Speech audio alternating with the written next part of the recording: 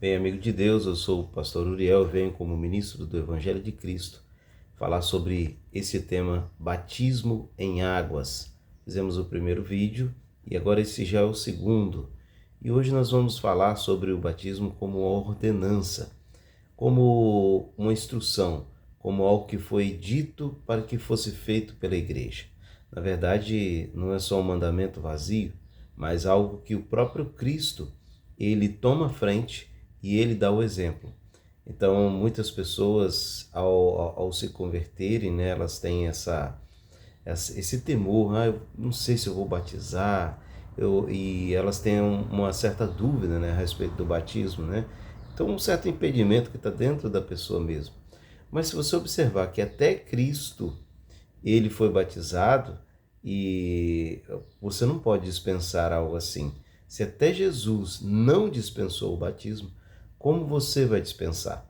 Então, eu vou aqui fazer a leitura em Mateus, no capítulo 3, no versículo 13, 14 e o 15.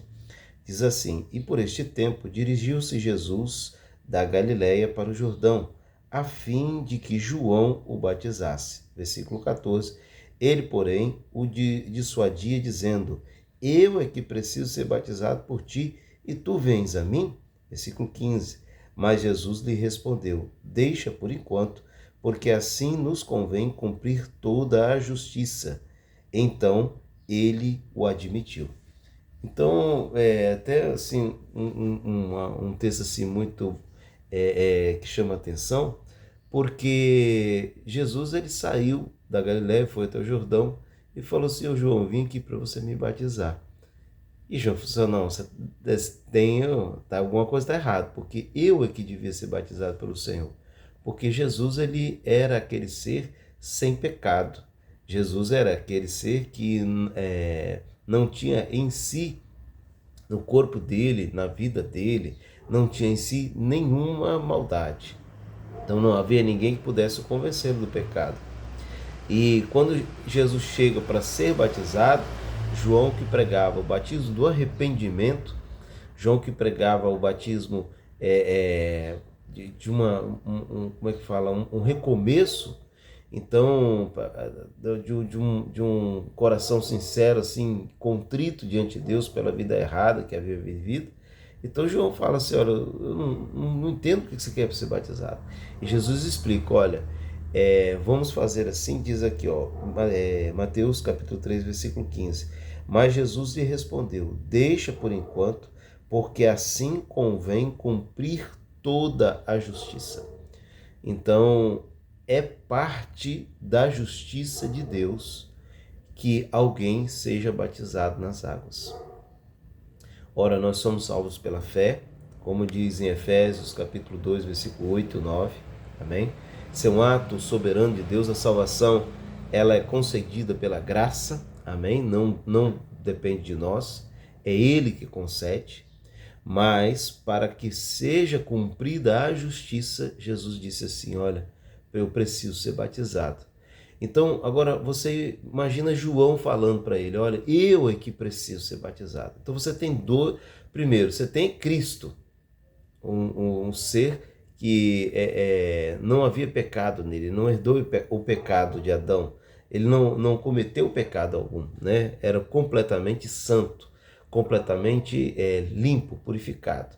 E você tem o grande profeta, que é o profeta João Batista. Então, dois dizendo assim, o Jesus te falou assim: ó, me batiza. E o João falou assim: eu preciso do batismo. E agora nós temos você que se converteu. Você que agora aceitou a Cristo como Senhor e Salvador da sua vida.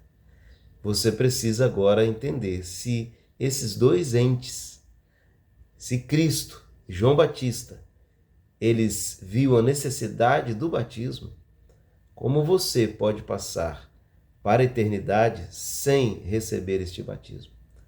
Então aí entra a ordenança de Deus. Aí entra a ordenança de Cristo, dos apóstolos, que falam realmente que nós devemos ser batizados. Então, uma referência maravilhosa é aquela de João capítulo 3, né, no versículo 5, que Jesus falava para Nicodemos: o necessário é nascer da água e do Espírito. Esta água, ela tem assim o caráter, né, das águas do batismo e as águas da palavra de Deus, que é um símbolo, né, da palavra de Deus é a água também, que lava, que purifica, mas também a água do batismo. Eu falo isso baseado no estudo aqui da Bíblia Shed, que é uma Bíblia que eu uso bastante, né? Então tem muitos textos, muitos estudos assim bem embasados.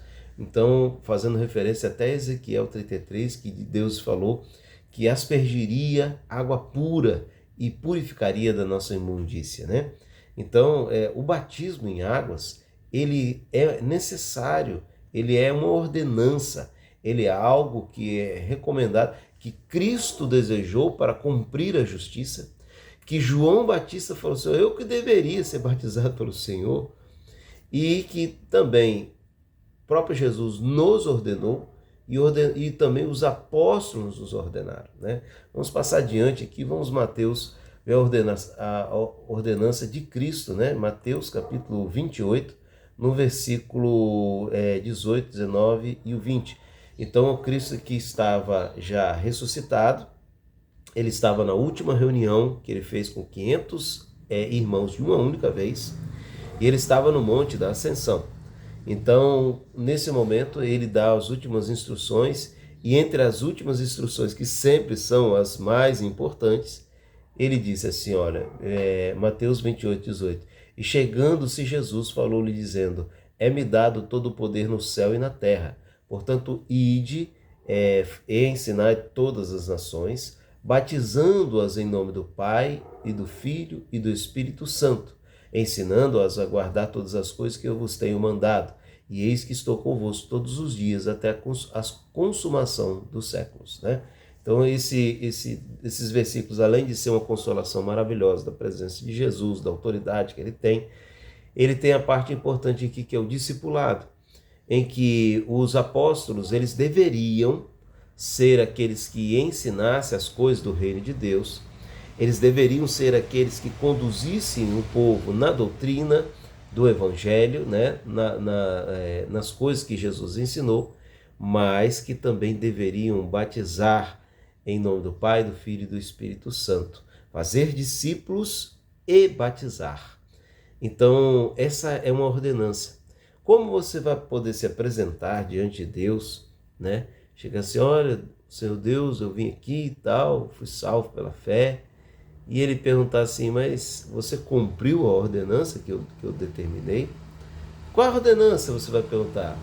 Olha, eu deixei aos apóstolos a ordem de que eles batizassem, aos discípulos que eles batizassem. Então, essa não é uma coisa que você pode passar assim, despercebida, né? Eu vou começar a ir na igreja, e a pessoa se torna um agregado da igreja, né? A pessoa, ela começa a frequentar a igreja, encosta ali, vai levando os dias dela, e vai passando, e ela não toma uma posição. Então, o batismo, ele é fundamental, porque ele é também uma ordenança. Outro texto também que fala muito enfaticamente a respeito do batismo é Marcos, no capítulo 16, no versículo 15 e 16. Marcos 16, 15 e 16. E disse-lhes: ide por todo o mundo e pregai o evangelho a toda criatura. Você está entre essas criaturas de Deus. Quem crer e for batizado será salvo, mas quem não crer estará condenado. Ora, são duas reivindicações aqui, dois mandamentos, que primeiro, você precisa crer, né? E esse é o ato que faz o seu espírito nascer de novo, ser uma nova criatura, e te prepara para o batismo.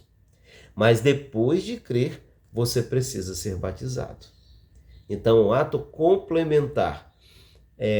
Eu lamento muito alguns teólogos, eu não sei como que chega a essa condição teólogos dizerem que essa segunda parte não deve ser considerada. Olha, está aqui, Jesus disse, ele sabia o que estava falando e falou o que ele queria dizer, ele disse o que disse. Então ele diz aqui, ó, quem crer e for batizado será salvo. O batismo é sim parte integrante da salvação, que começa quando nós cremos, recebemos a recriação em Cristo Jesus pela fé, e mais tarde, quando nós vamos ao batismo, nós sepultamos aquela velha criatura e trazemos de volta uma nova criatura e passamos a andar em novidade de vida. Então aí é completada a obra da salvação. Então não adianta você falar assim, eu já aceitei Jesus, não preciso ser batizado. Precisa sim, é uma ordenança. Façamos isso para cumprir toda a justiça. Então outro texto também, né, que é um texto muito abençoado, aqui no versículo, Atos capítulo 16, versículo 33, e tomando-os ele consigo naquela mesma noite, lavou-lhes os vergões, e logo foi batizado, ele e todos os seus. Esse texto aqui é aquele texto maravilhoso, né, de Paulo na prisão, e enquanto ele estava com as costas, Paulo e Silas na prisão, com as costas todas machucadas, todo ferido, ele começou a louvar a Deus, e o carcereiro, ouvindo os louvores, né, percebeu que além dos louvores, começou a ver outro barulho, que a prisão começou a ser abalada e eles ficaram livres, né, das cadeias, e o carcereiro já ia a cometer suicídio com a própria espada, e o Paulo gritou lá dentro, não faça nada com você não, rapaz, nós estamos aqui. E aí o carcereiro falou assim, o que eu preciso ser para ser salvo? Ele falou assim, crer no Senhor Jesus será salvo, a tu e a tua casa. Então, esse crer, o Paulo podia parar por ali. Não, tá bom, você creu, já tá bom. Não. Ele creu, e logo em seguida, depois que o carcereiro lavou os vergões do Paulo, o Paulo imediatamente o levou para ser batizado. Ele e todos os seus. Para você ver a importância do ato do batismo. Que não é um ato assim, que pode ser dispensado, mas ele é complementar a salvação.